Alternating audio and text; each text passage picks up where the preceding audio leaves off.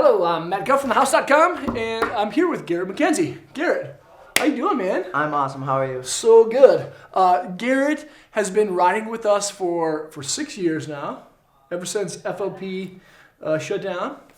R.I.P. R.I.P. Don and Paul. You've been on for a good minute. Garrett is one of my favorite riders out there. He's constantly putting out content. You're always your own self. Like, I don't think you ever let anyone really influence who you are. You're you are you, and that's it. I like to have fun. Yeah, and so that's Garrett. But we just had lunch, and I'd want to get him in and just kind of sit down and chat, because the last time we shot an interview, you were 13 or something. Think I was 14 or 15. Were you? Yeah. Were you? It was you and Ben. But I looked like I was 12. And you're 21 now. 21. 21, and this season has been good for you. It treated me quite well, yeah. So, okay, what happened this season that really kind of stood out and made it what it is? You got a new camera, right? Yep. Bought Krister's HVX. Okay. Got a big fisheye for it. Sweet. Got floodlights. The whole works, basically. And I wanted to document me and my friends having fun. Okay. I think the showcasing of fun over the skill level or how good a trick looks is what it's all about. You make a video of having fun, nothing beats that. You can see the what's the word I'm looking for? The camaraderie between everyone. You can tell it was a good time, and that's what I like to do. I have so much fun, so why not document it, you know? Right. And that's good. That's good you have the opportunity to do that. And kind of one thing we were talking about before is, just kind of being able to put out content constantly. Mm-hmm. One thing, if you guys, what's your Instagram handle? Juicy Joker? Juicy Joker. One word together. 2 C's and 2 R's. Two C's and 2 R's. Yep. Juicy Joker.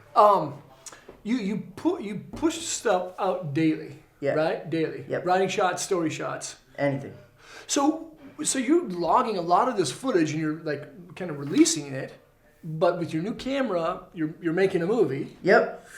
How do you manage what content you want the public to see, what content you want to kind of hold on to until you release your project? So pretty much anything new I'm learning in the park, any lines I film in the park with my friends. Yep. I showcase that, or warm up clips at a spot. Mm-hmm. Pretty much anything to show people that I'm on my snowboard every day, because I am on my snowboard every day. Every day. Every day. You riding today? I don't think I'm riding today. Everything's closed. May 3rd, the season has been cut, yeah. Yeah. We got 7 months on snow, though. Oh, yeah. But, so was it been 7 months? It has been 7 months. First day I rode was October 29th. At Wild? No, I drove up to Duluth and rode in a park. Sure. No, so do you know what the name of your project's going to be? Untitled Projects. That's the title of it? Yep. The Untitled Project? Yep. I like that. Who's part of the Untitled Project? It's going to be Luke Zajac, me, and then just most of my close homies that came out and helped. Yeah. Who are some of the close homies? Keegan Larson, he has some clips that I'm really stoked on. Yep. Louis Aragoni, AJ Ronning. Ronning? Yeah. Love that kid. Absolutely. Ronning rules. Yeah, I've been working on getting him out. He's nuts. He's insane. Yeah. Super talented. Couple clips of Clay Lobbin. Yep. He shreds. Yep. His little brother murders it too. Yep. Beck? It's cool. It's super cool. And then just a couple, Nick Irwin, Zach Zajac. Yep. So yeah, pretty stoked. Cool. Now, how long is this project going to be? It'll probably be 10, 12 minutes-ish. Okay. Straight to the point. Sweet. And you were saying that it's kind of focusing on the fun. Of course you're going to have some really good riding in there, but it's not about this doubles, triples, any crazy contest jock stuff. Pretty much, we went out and we filmed what we want to see. My goal behind it was make the video I wish I could have seen when I had started snowboarding. Right. I would feel very inspired to know that someone watched my video and was like, holy shit, snowboarding looks so awesome. Right. So awesome. You know what's it's interesting that you say that, because one of the first movies that I owned, not just saw, but one of the first movies I owned was by Ride Snowboards in like '93, and it was called Toy Soldiers. It was like I think Nate Cole, Jake Blattner, Dale Rayberg, Uncle Russ Winfield. I gotta be honest, I don't know any of those names. Really? Yeah. Uncle Russ? I Oh my gosh, Dale Rayberg. Wait. Uncle Russ. Yeah. You know who Uncle Russ is. He has his little snippets in Stan's videos. Black, Legend. right? Yeah. I know him. Yeah. I know him. Yeah. Yeah. So it was like, it was those guys. And the movie, I think, was like 24 minutes long. And it just, those guys goofing around and having fun. Like dancing and like being just goofy. And like, that was one of the things, like, when I was a kid, I was like, that's kind of who I am. I'm like a goofy dude. I'm going to just snowboard. And I think that's one of the things that helped me get hooked. So it's like that. I just, before I ever went out into the streets, I just heard all these horror stories of so many people like, oh, I'm so stressed out about this, or this stresses me out. This filming is so hard. And I didn't want it to be like that. I wanted to get in a car with my friends, pull the camera out, and film having fun. There's no stress around that. Right. At all. Right. At all. And that's the reason I snowboard is because there's so much stress in the outside world that I want to snowboard and get away from that. And that's exactly what I'm trying to do. And that's exactly what we did this year. Heck yeah. No, you kind of release some street clips, like you said, and some park clips. When you ride park, where do you mostly ride at? Trollhagen and Afton. Trollhagen and Afton. Yep. Trollhagen. Why do you ride those two? Trollhagen is pretty much a mecca in a sense. It doesn't get any better than that. The best rails, best people. The vibe is just insane all the time. You're lapping with your friends, and before you know it, you're learning a trick, and you didn't even know you're learning it. It just feels completely normal. Together. And Afton is like, it's like a big mountain feel, but with the small town vibes. That's a really good description. I really like going there and being able to ride different type of stuff, but at the same time, I'm still in Minnesota. Right. You know, that's a really, really good description because, like, even when you're not riding and you're at Afton, the customer experience is so much different than Wild, Troll, Elm Creek, Highland, Buck. Absolutely. It feels like a village, even though it's not really a village. Yep. Totally. It totally does. It's interesting that you choose to ride there. You like riding there because they have a scene-ish, kind of, right? Mm-hmm. It's unestablished. Yeah. And it's a lot of room for new things. Like the young kids coming out of Buck this year, like one of the kids, Carter Morgan, he's like on one. Oh yeah, Carter, TJ Ackfeld. They're all on one. It's super cool to see. Right. Yeah, Carter. Yeah. Beast. Really good. For a young kid, he's super really good. But he mostly just rides Afton though, right? Yep. You just said that's like his spot. Yeah. Yeah. Stomping grounds. Now, where'd you grow up riding? Wild Mountain. Wild's good. You know, early season's good. Everyone goes there. Oh yeah. And then late season. It's the spot. You know. It is the spot. Yeah, I think so many riders around here have been blessed with an opportunity to ride so many different resorts because they're pretty close, right? Yep, absolutely. I mean, other than Powder Ridge, it's like you're not driving more than an hour. Right. Now, where'd you grow up? I grew up in Taylor's Falls, Minnesota. Falls. Right on the border of Minnesota and Wisconsin. Right. 5 minutes from Wild, 8 minutes from Troll. Is it really that close? Yeah. I suppose Taylor Falls, because that little frontage road. Yeah, and then I had an apartment right when I turned 18 in St. Croix. Okay. And I was exactly halfway from both. 6 minutes. St. Croix Falls. Yep. And that's like just across the river. Yep. That's the Falls. Wisconsin's version of Taylor's Falls. Sure. So growing up, you had a good clique of kids that you rode with. Yep. Benny, you were still close. Yep. Who else did you ride with when you were a kid, kind of coming up? Cody Carlson. Cody Carlson from Alexandria. I ran into him at the Apple store when I was buying my computer. Yeah, he helped me buy a computer. I mean, growing up watching, kind of shadowing Kolensmeyer and Tramby. Nice. Yep. was a huge inspiration for Mm-hmm. sure. I still swivel because of Cole.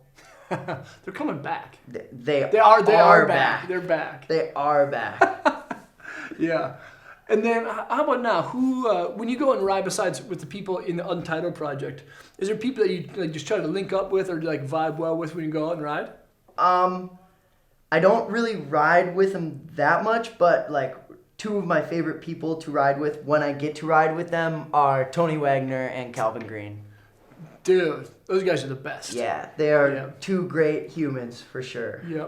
It's nice having Kelvin in the shop. You know, he's a good dude to have in place. And then Tony's on the team too. And dude, that guy's good stuff. Good dudes. Yep. Good very dudes. good. So now the season's done. You can be working on the movie. What are you gonna do for the rest of this summer? Continue skating. I rolled my ankle the other day, so I'm on bed rest. Sure. Which means just more editing for the movie as of right now. Mm-hmm. But I'm gonna be making a skateboard movie. Yep. I'm not gonna necessarily have clips in it. I just really like to film. Yeah. And other than that, just continue having fun, doing whatever it is. Right. You know what? Again, like as I started the interview, it was like, you know, I began with saying basically you are your own individual.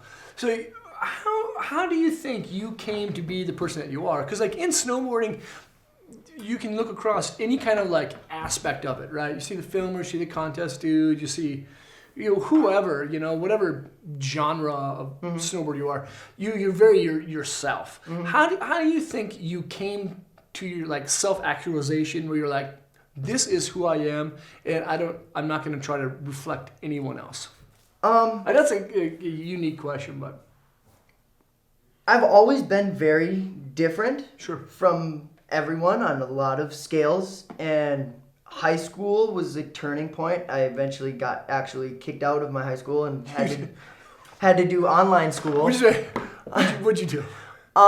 So pretty much there was like this large drinking and driving seminar, and all the kids were like taking it as a joke, and that's like something that I firmly believe in is the whole drinking and driving thing is not cool. Right. Awesome. And a couple of the kids were like poking jokes in like our main commons area, and I just like went up to them and I was like, do you guys not get that there are probably people that you don't know who have been affected by this that are seeing you poke fun at this? Right.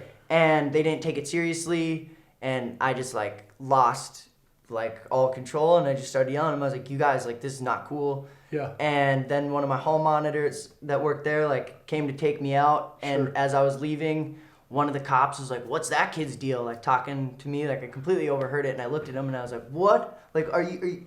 And then I lost it and got handcuffed in front of the whole school. What? Yeah, I got thrown. Yeah, it was really crazy. And then, long story short, when I was in the cop car, the cop had asked me, he was like, yo, so I obviously know that your dad had passed away from this. Yeah. When was it? And I told him it was June 18th.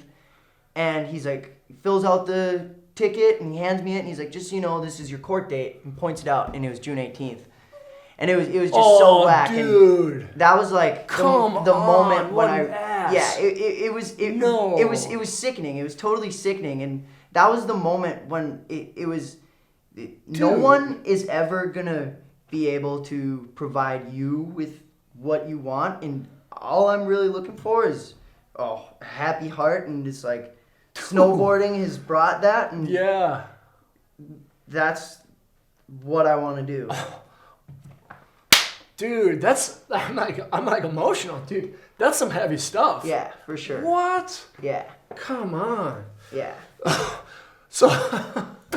So I called my mom after I got my ticket. I called my mom. Whoa. And I was like, Mom, I got a disorderly conduct ticket, but the date is June 18th, and she didn't. She knew because one of my friends had told me earlier, like, you may not want to come to school because this is going on. Okay. And I was like, well, no, I'll go. Like, things happen. You got to move on. Yes, that happened, but you got to.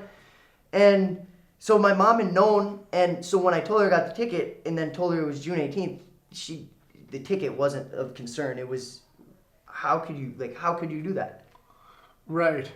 And that was really, because I had always asked my mom, can I please go to online school? I don't fit in with these kids. All my friends were 3 years older than me because I was the only skateboarding group. Sure. And so when they left high school, I was alone, and I'd ask, can I please go to online school? And it took getting kicked out to be able to go to online school. And then when I went to online school, all my teachers, my actual learning manager, Sean, when I'd tell him I was going on snowboard trips, he would help me with my homework, or he'd give me less homework. Nice. And that was like the turning point. It's just the world can be a sad place, and if you aren't okay with who you are gonna get dragged down with it. Dude, amen. Amen is right. For sure. Dude. Yeah, and then that's half of it. Like, sometimes people have to go through things to like find out who they really are. Yeah. Everyone else can, people can just like kind of fall into a mold. And that could be like outside of snowboarding. That could be just like life in general. Like, okay, well, I want to be like this, so I'm going to act this way, think this way, buy and consume this stuff, so I fit this image of who I want to be. Which is fine if that makes a person content and happy, but like, is that really who you are inside? And I think that's one thing a lot of people like admire about you, is like you are very much an individual, and it shows in every aspect of your life, and really specifically in snowboarding too. Good job on that, man. So with riding, you have gotten some heat for being yourself. Yeah. Tell me. So a while back, we won't get into too much detail, but a while. For sure. So rolling up your pants. So here's my quick story of rolling up pants. So a while back on my own personal YouTube channel, I shot a video of the Burton step-on bindings, and I rolled my pants up so people could see the boot and the binding interacting with each other. Like, so people making comments like, "What's with everyone rolling their pants up these days?" It's like, I'm just doing it to show my boots, And when you're walking around, when you're done snowboarding, it's nice and blah, blah, blah. So sometimes you ride, or is it always ride with your pants rolled up? I mean, up until this year when they started coming out with like the jogger style pants where they have the cuff on the bottom. Yeah. I have been rolling my pants since I was, I think, 10. Sure. Okay, a long time. Since back when I was so young, where they didn't make tight enough pants in guys' pants that I would get girls' pants, but they'd be too tight for my boot, so they'd have to stay over my boot. Sure. That long. Yeah, that's a long time. Yeah. So how did this thing come up with rolling your pants? I guess there's just some people that don't see the what's the word I guess some people don't see that you get to rock whatever style you like for whatever reason. Sure. And I don't know if it's just being closed-minded or whatever it is, but apparently cuffing your pants sparks a match with some people. And whether you're 13 or 24, it's gonna spark a match with some people. Sure. For whatever reason. Yeah. I don't know. I don't know if people realize, but you don't want your pants to get wet, you cuff them. You want to showcase your boots, you cuff your pants. You don't want to lift your pants up every time you strap in, cuff your pants. There's a lot of valid reasons as to why you could cuff your pants. There is. I believe there's more valid reasons to cuff your pants than not to, if anything. Sure. There we go. Do you think a soft good manufacturer should start making snowboard capris? Yeah. Yeah. As long as they weren't too capri. Right? They couldn't be too capri. I have a feeling Adidas would probably be the first brand to like make a capri pant where it only goes to the top of your boot. It could work. It could work.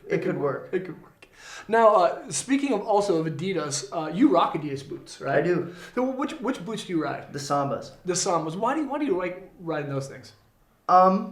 I had a couple issues years past where I didn't feel like my foot was supported. Yeah. And I've rode the Sambas for probably 4 months this year, and they still feel new. Really? Yeah, they're you ride every day? Every day. They're a little harder around the heel. Okay. But sometimes boots, when you land heavy on your toes, your heel comes up a little bit. I don't get that. No heel lift. It is a little harder. You are getting a little hardness feeling on the back of your heel, but sure. your heel isn't coming up. Huh. the control feels more there. Do you how stiff are the Sambas? Do you like tighten them like? Oh, I crank on them. You crank them. My hands are usually cut right here Because you from my laces. rip them laces. Jeez. And then you ride in the bent metal bindings. Yep. Love them. Yep. Right. Love them. And then you're on smoking. You help like design one of their boards too, right? Yeah, and I have another one coming out next year as well. Okay. What's that called? So it's a part of the Smoking Team series. Sure. Me and 3 other dudes got to design boards, and Nice. we just pretty much built it, shape, the graphic we all helped, and then how it rides. Awesome. And then this year's board is a purple top sheet. Yep. Well, next year's board is purple top sheet too. All right. It'll even probably better. be that way for a while. Yeah. The one that came out this year, it's got a purple top sheet with some stars in it. It's pretty cool. But the next year's graphic, I'm like really stoked on Hyped how up. it turned out. Awesome. Really good. And smoking's out of Tahoe, right? Yep. Cool. And how often do you get to go there, ride, hang out with all the dudes? Usually I like to make it out there 3 times a year, but this year, just because we got hit so hard with snow and being like the first year I really wanted to like do a project, we just stayed here. Yeah. I figured that we have so many spots around here, why leave? Yeah. Yeah. But that is my place to be if I'm not here. Really? Yeah. You choose Tahoe over every place? Oh yeah. So, when you go to Tahoe, what resort do you ride resorts or you just Yeah. kind of what resorts? Boreal. Boreal. Yeah, and Dude. North Star. And North Star. Yeah. Both are really good. I like had Boreal. one of the best days on my snowboard in my entire life at Boreal. Yeah. Yeah. Why? It is a Midwest resort on a mountain. It's the opposite of Afton. If you think about it, Yeah. you ride there. Yeah. You're riding with so many people who moved from here to there. Right. The riding style out there is still the same as here, and then on top of that, you're not done riding at 4. You get to ride till 9. Because of the lights. Yeah. Right. And then you drive an hour, and then you're in Reno, or you drive the 15 minutes, and you're In Truckee. yeah. So Yeah. it's the spot. Yep. It's good. Sometimes it's hard to navigate and get through. Like when I go to Mammoth, like half the time I'll like fly into Reno or get to Truckee or whatever. But when it snows down her path, they close that thing down, and there's like If you don't mandatory have chains. Yeah, if you don't have chains or a Subaru. Right? Yeah. Dude, so this year for one of the US Rev tours, like I brought a squad and we flew into LAX instead of Reno to get to Mammoth. And it's like a 4.5, 5 hour drive, which it's a gorgeous drive. Yeah. It's beautiful. But we got pounded. They canceled this contest where we were out there. Wait, that was like at the end of the year, right? Yeah, it was like it must have been like was it March? It might have been No, March. it was March. Must have been March. And on our way back, we had this big Ford Transit van, this huge one. Hell yeah. And we had to buy change because otherwise we, Yep. you know. Yep. Bogus. But Boreal. Now, if you were to go over to the East Coast, where would you go? Loon. Loon. Yeah. You were just doing like the Burton Championship or Qualifiers Championship, Yeah. right? Where were those at? The Seven finals Springs? are at Seven Springs. Yeah. Seven Springs for like the 10th year in a row or something, right? Yeah. How do you do? However long. Yeah. I got second. No, third.